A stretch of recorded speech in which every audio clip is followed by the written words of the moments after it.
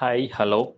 This is Dr. Meenakshi Sundaram, urologist, andrologist, and renal transplant surgeon. சிறுநீரக அறுவை சிகிச்சை, ஆண்மையியல் மற்றும் சிறுநீரக மாற்று அறுவை சிகிச்சை நிபுணர், Disha hospital, Krishnapuram colony, Madurai.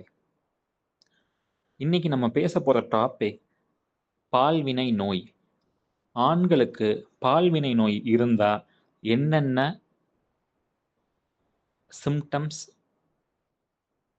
Expect பண்ணலாம், இல்லை என்னென்ன சிம்டம்ஸ் அவங்கள்ட்ட இருக்கும் அப்படின்றது. ஆண் உறுப்புல இருந்து ஒரு சீல் போன்றதோ பச்சை போன்ற பொருளோ வடிகிறது. ஒரு ஆண் உறுப்புல வந்துட்டு ஒரு சாட்டான அல்சர், புண்ணு அந்த மாதிரி ஏற்படுறது. ஒரு எரிச்சல் இருக்குது யூரின் போகும்போது. அதுக்கடுத்து பிறப்புறுப்புல மறு.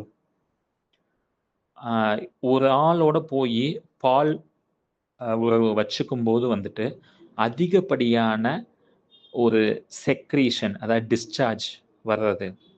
ஒரு யூரின் போகும்போது ஒரு பிரச்சனை ஏற்படுறது, ஒரு அரிப்பு இருக்கிறது, விரக்கொட்டை வலிக்கிறது, நிணநீர் பை 2 பக்கமும் வீங்குறது, சில பேருக்கு காய்ச்சல், மூட்டு வலி, வலி, நைட்டு வந்து ஒரு வேர்வை அந்த மாதிரி இருக்கிறது, டயேரியா, ஒரு வயித்தால ஏற்படுறது. இது எல்லாமே சிம்டம்ஸ். இப்படி சிம்டம்ஸ் இருந்தா நீங்க உங்களுக்கு பக்கத்துல இருக்க ஆண்மையியல் நிபுணர் அல்லது யூராலஜிஸ்ட பார்க்கணும். Thank you. Have a nice day.